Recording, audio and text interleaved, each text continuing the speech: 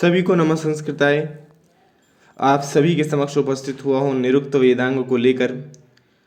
देखिए, जो निरुक्त वेदांग है इसमें 12 अध्याय हैं और 2 परिशिष्ट के रूप में अध्याय दिए गए हैं, यानी कि कुल 14 अध्याय हैं। और यह आचार्य यास्क की कृति है।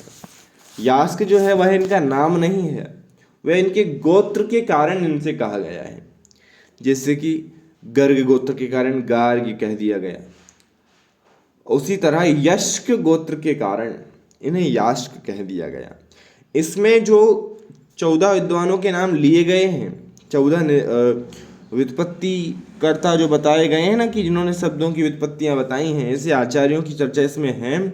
यास्क को मिलाकर वह 14 है, यानी यास्क के अलावा कुल 13। तो उन सभी के नाम जो हैं, उन सभी के नाम उनके गोत्र के नाम पर ही हैं। अब आपके समक्ष निरुक्त को लेकर जब मैं उपस्थित हुआ हूँ तो ये भी बता दूँ कि यह वेद पुरुष का स्रोत कहा गया है। श्रोत्र यानी कि कान। क्या है वह लाइनें? निरुक्त से संबंधित तो है कि निरुक्तम श्रोत्रमुच्यते, लेकिन इससे पहले हमने चर्चा करी थी कि छंदः पादौ तु वेदस्य हस्तौ कल्पो अथ पठ्यते ज्योतिषामैनं चक्षुर्निरुक्तं श्रोत्रमुच्यते शिक्षाघ्राणं तु वेदस्य मुखं व्याकरणं स्मृतं तस्मात् सांगम् अधीत्येव ब्रह्मलोके महीयते। अच्छा, तो ये जो निरुक्त है ना, निरुक्त निघंटु का व्याख्यान ग्रंथ है।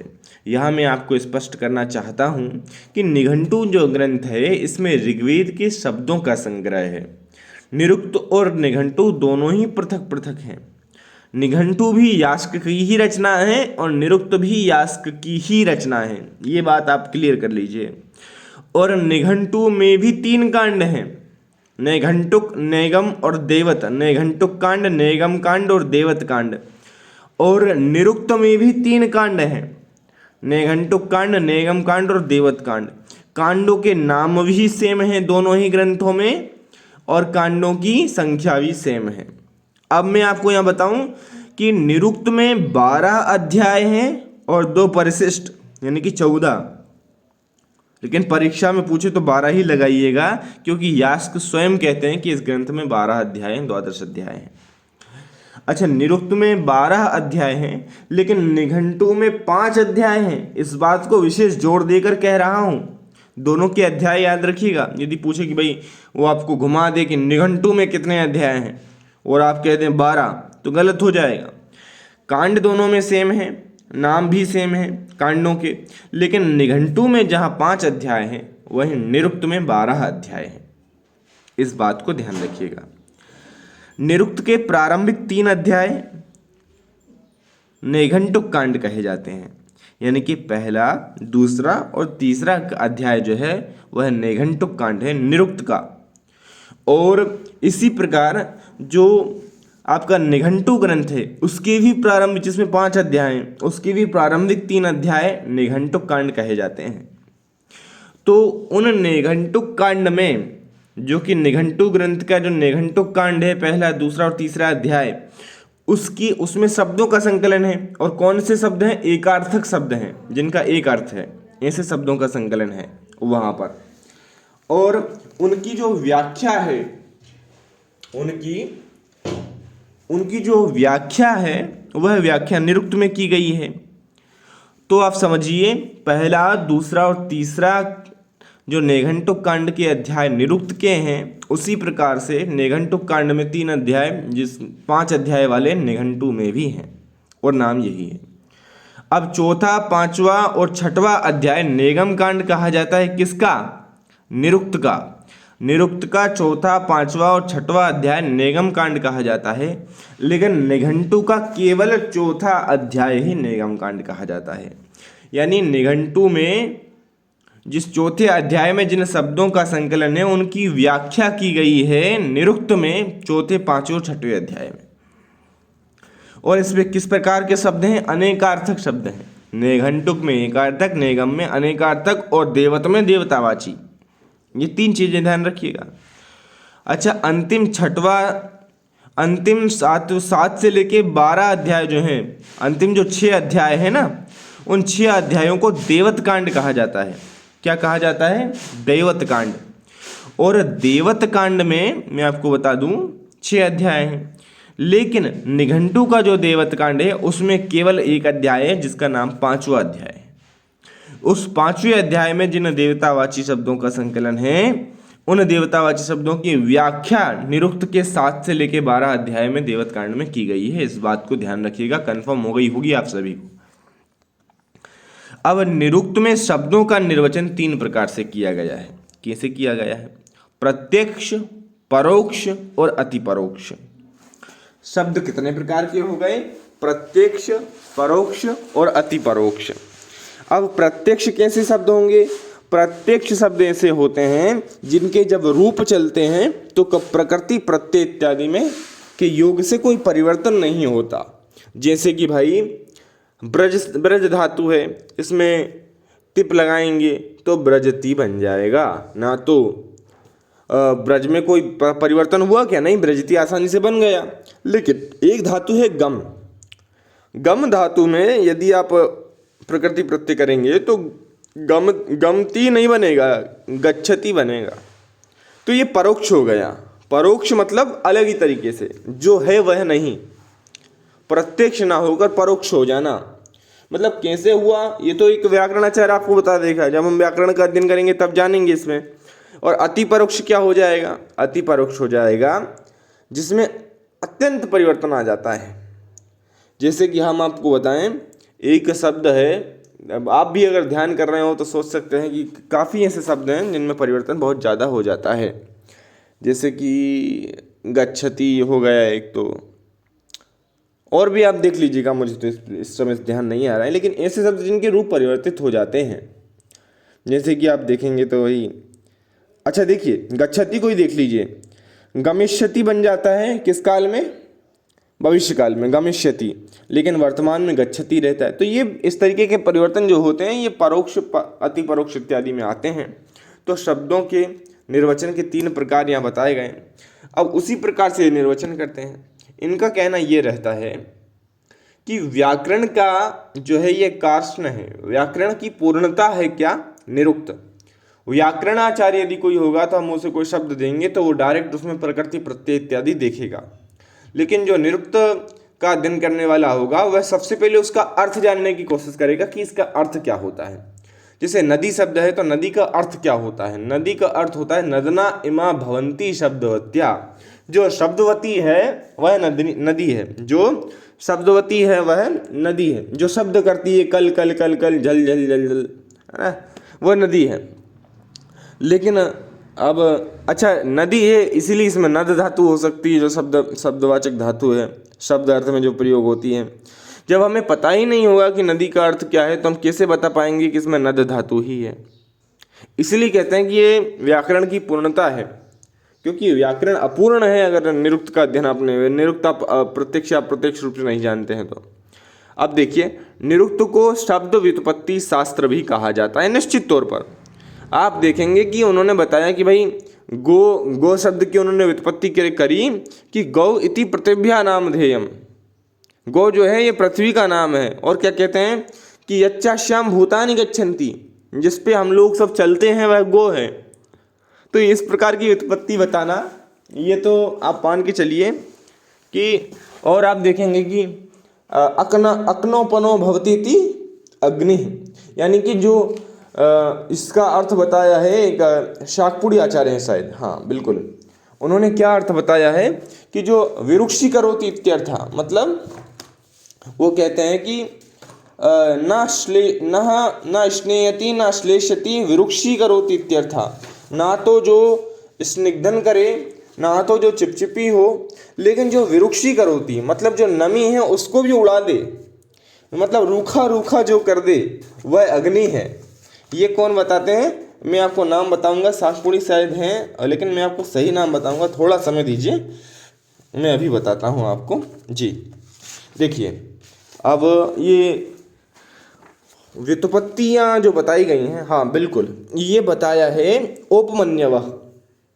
नहीं नहीं नहीं, माफ़ी चाहूँगा। देखिए एक बार क्लियर करिएगा इसको कि अग्नि, हाँ बिल्कुल स्थूलाष्ठीवी का है ये, शाकपूर्णी का नहीं है। अक्नोपनो भवति इति स्थूलाष्ठीवी, नाक्नोपयति न स्नेहयति विरुक्षी करोति इत्यर्था, ये लाइन है। अब इसको थोड़ा ध्यान रखिएगा, मैं आपको बता रहा हूं। अक्नोपनो का अर्थ क्या बता रहे हैं? नाक्नोपयति न स्नेहयति विरुक्षी करोति इत्यर्था, मतलब जो रूखा कर दे, सुखा दे, एक तरीके से बिल्कुल जला दे, वह अग्नि है। तो ये कौन कहते हैं इसको? स्थूलाष्ठीवी। यहाँ प्रश्न भी आ जाएगा कि अग्नि की सबसे पहले अग्नि शब्द की उत्पत्ति करने वाले आचार्य कौन है? तो यास्क नहीं है, स्थूलाष्ठीवी हैं। तो इसको ध्यान रखिएगा। देखिए अब जब मैं भूल गया, जबकि मैंने 2-3 बार पढ़ भी लिया है इसको, शाकपूर्णी मैंने कह रहा था पहले, फिर मैंने कहा दूसरे, जब मैंने देखा उसको क्लियर किया तब मुझे आया कि हाँ स्थूलाष्ठीवी हैं। तो इसको थोड़ा ध्यान रखना है हमें। हम इसकी व्युत्पत्ति जब पढ़ेंगे ना तो बहुत सारा रिवाइज हो जाएगा। अब देखिए ये उषस का कहते हैं कि उच्चति इति सत्या, उच्चति इति सत्या रात्रि अपर काला, जो रात्रि का अपर काल है वह क्या है? वह उषस है। उषा सूर्योदय से पहले का काल है ना। वचि उच्यते अनया इति वाक्, उन्नति इति शतः, नतना इमा भवन्ति शब्दवत्य। इस तरीके से बहुत सारे हैं। अब मैंने आपको ये बताया ना कि अक्नोपनो भवति स्थूलाष्ठीवी, नाक्नोपेति न स्नेहयति विरुक्षी करोति इत्यर्थ। इसको ध्यान रखिएगा। स्थूलाष्ठीवी ने सबसे पहले अग्नि का निर्वचन किया था। अब निरुक्त में 3 कांड होते हैं, नेघंटुक कांड, नेगम कांड और देवत कांड। देखिए नेगम कांड जो है यह एक पदिक है, इसे एक पदिक भी कहा जाता है। और मैं आपको बता दूं, नेगम कांड में जिन शब्दों का संकलन है वह अनेकार्थक शब्द हैं, नेघंटुक कांड में एकार्थक शब्द हैं और देवत कांड में देवतावाची। इसको भी ध्यान रखिएगा। निगम कांड को एक पदिक भी कहा जाता है। वैदिक शब्दों का संग्रह निघंटु में तथा उनकी व्याख्या निरुक्त में, ये भी मैं आपको बता चुका हूँ। दुर्गाचार्य यास्ककृत निरुक्त के प्रसिद्ध टीकाकार हैं, तो इनका नाम ध्यान रखिएगा कि दुर्गाचार्य ने टीका करी है निरुक्त पर। वेदों के अर्थों को स्पष्ट करने में निरुक्त आवश्यक है और व्याकरण शास्त्र का पूरक है। वेद मंत्रों के कठिन शब्दों की व्युत्पत्ति करता है। अर्थावबोधे निरपेक्षतया पदजातम यत्रोक्तम तन्निरुक्तम। सायण कहते हैं अर्थ के अवबोधन में, अर्थ के जानने में निरपेक्षतया, मतलब कि बिना अपेक्षा के, मतलब बिना भेदभाव के, बिना किसी एक विषय का पक्ष लेते हुए, पद जातम, जो पद जातम यानी कि पद समूहों का, जातम या समूहवाचक है, समूह या फिर संग्रह है ना, पद संग्रहों का जो व्युत्पत्ति बताता है, जो उक्ति बताता, मतलब जो बताता है कि भाई ये ऐसा है, बिना किसी भी अपेक्षा के, निरपेक्षतया, है ना, तन निरुक्तम, वह निरुक्त है। ऐसा ग्रंथ जिसमें अर्थ के अवबोधन के लिए, अर्थ के अवबोधन में निरपेक्षतया मतलब बिना किसी भी साइड, बिना किसी भी पक्ष का के तरफ झुकाव के, निरपेक्ष आप समझ रहे हैं ना मैं क्या कहना चाह रहा हूँ? मैं ये कहना चाह रहा हूँ कि जैसे कि अब मैंने कहा कि अग्नि जो है तो विरुक्षी में मेरा ज़्यादा वो हो जाएगा, मैं झुक जाऊँगा उस तरफ, है ना। तो बिना अपेक्षा के, निरपेक्षतया पद जातम, पद समूहों की उक्ति जिस ग्रंथ में है वह निरुक्त है, यह सायण ने कहा है। तो इस बात को भी ध्यान रखिएगा, ये पंक्ति पूछ ली जाएगी आपसे। अर्थावबोधे निरपेक्षतया पद जातम तयत्रोक्तम तन्निरुक्तम। निरुक्त में 4 प्रकार के पद हैं, नाम, आख्यात, उपसर्ग और निपात। चत्वारि पद जातानि नामाख्याते च उपसर्ग निपातश्च। नाम, आख्यात, अच्छा एक बात और बता दूं यहाँ पर, सत्व प्रधानानि नामानि और भाव प्रधानानि आख्यातानि इत्यादि, आप इसको समझिएगा। आख्यात जो है वह भाव प्रधान है और सत्व प्रधान क्या है? नाम। अच्छा यास्क के पूर्ववर्ती निरुक्तकार जो हैं मैं आपको यहाँ बता रहा हूँ नाम इनके, आग्रायण, औपमन्यव, और्णबाव, गार्ग्य, गालव, वार्षायणी, शाकपूर्णी, स्थूलाष्ठीवी, इसका नाम याद रखिएगा। अक्नोपनो भवति इति स्थूलाष्ठीवी कहते हैं। निरुक्त के टीकाकार, निरुक्त की 3 टीकाएं प्राप्त होती हैं, ये तो बात अलग है। लेकिन यहाँ पूर्व आचार्यों की बात आई है तो मैं आपको बता दूं, यास्क के निरुक्त में और निघंटु में 13, यास्क को छोड़कर 13 आचार्य और यास्क को मिला दें तो कुल 14 आचार्य जो हैं ये इनके नाम आए हैं, जो कि निरुक्तकार रहे प्राचीन।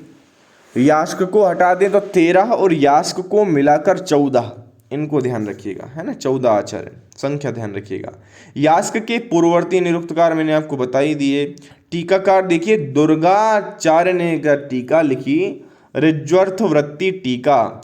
अगर पूछ ले कि ऋज्वर्थ वृत्ति टीका किसकी है तो शायद आप सभी गलत करेंगे, क्योंकि पढ़ा ही नहीं होगा। अब ऋज्वर्थ वृत्ति टीका दुर्गाचार्य की है और किस पर है, यह निरुक्त पर है। ऋज्वर्थ वृत्ति टीका सब भूल जाइएगा, लेकिन दुर्गाचार्य की ऋज्वर्थ वृत्ति टीका नहीं भूलना है। स्कंद महेश्वर कृत टीका जो लाहौर से प्रकाशित हुई, और वर रुचि कृत निरुक्त निचय टीका, इसको भी ध्यान रख सकते हैं आप। अच्छा, निरुक्त के 5 प्रतिपाद्य विषय हैं, कौन कौन से? वर्णागमो वर्ण विपर्ययश्च दौचा परो वर्ण विकार नाशौ धातोस्तदर्थातिशयेन योगा तदोच्यते पंचविधं निरुक्तम्। वर्णागमो वर्ण विपर्ययश्च दौचा परो वर्ण विकार नाशो धातोस्तदर्थातिशयेन योगास्तदुच्यते पंचविधं निरुक्तम्। वर्णागम 1, वर्ण विपर्य 2, वर्ण विकार 3, वर्णनाश 4 और धातु का अनेक अर्थों में प्रयोग 5।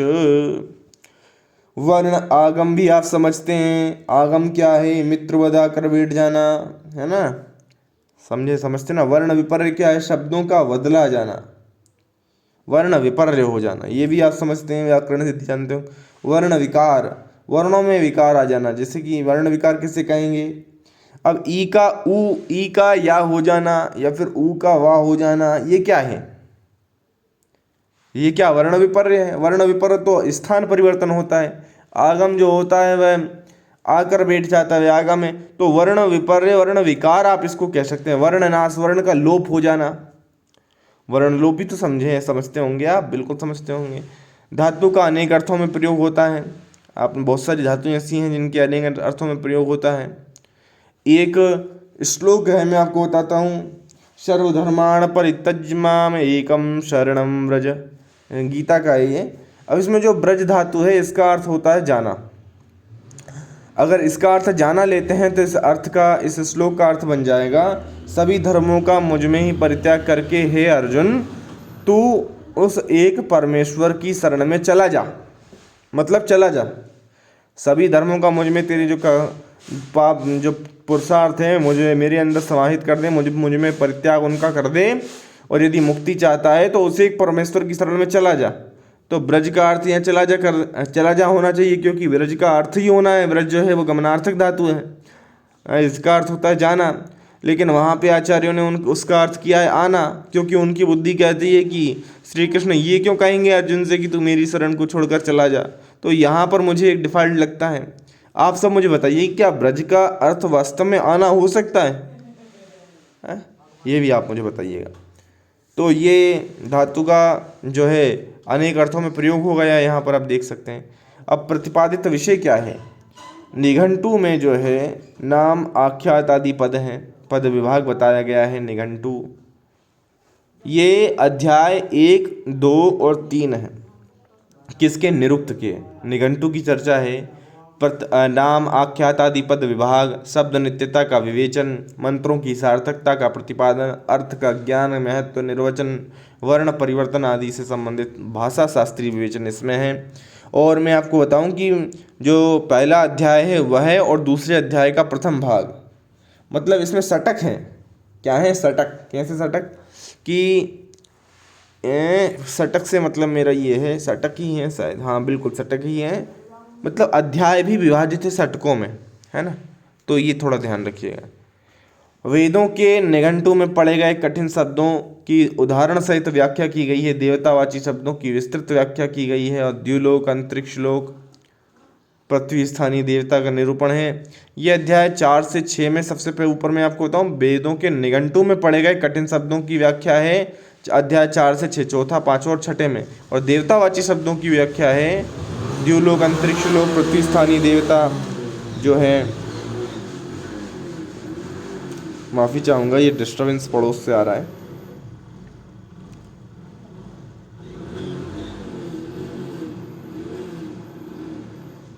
थोड़ा सा समय दीजिएगा जी। तो द्युलोक, अंतरिक्ष स्थानीय देवता, द्यु स्थानीय देवता, पृथ्वी स्थानीय देवताओं का जो निरूपण है वह 7 से 12 अध्याय यानी कि इन 6 अध्यायों में है। निर्वचन प्रक्रिया जो है, सृष्टि उत्पत्ति और आदि अनेक विषय जो हैं वो 13 और 14वें अध्याय में है। ये हम कह देंगे इसको कि ये हो जाएगा आपका परिशिष्ट। निरुक्त का 13वां और 14वां जो है वो परिशिष्ट के रूप में है।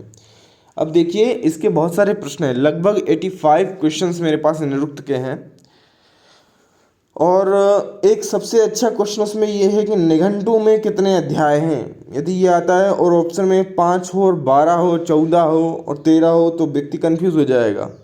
तो आपको यहाँ ध्यान देना है कि निरुक्त में 12 अध्याय हैं लेकिन निघंटु में 5 अध्याय ही हैं। चलिए ठीक है, प्रश्नों की चर्चा कभी और करेंगे। तो ये आप इस वीडियो को ध्यान से देखिएगा। ये रहा हमारा निरुक्त का अध्ययन, और पुनः उपस्थित होंगे अगले वेदांग को लेकर। धन्यवाद। नमः संस्कृताय।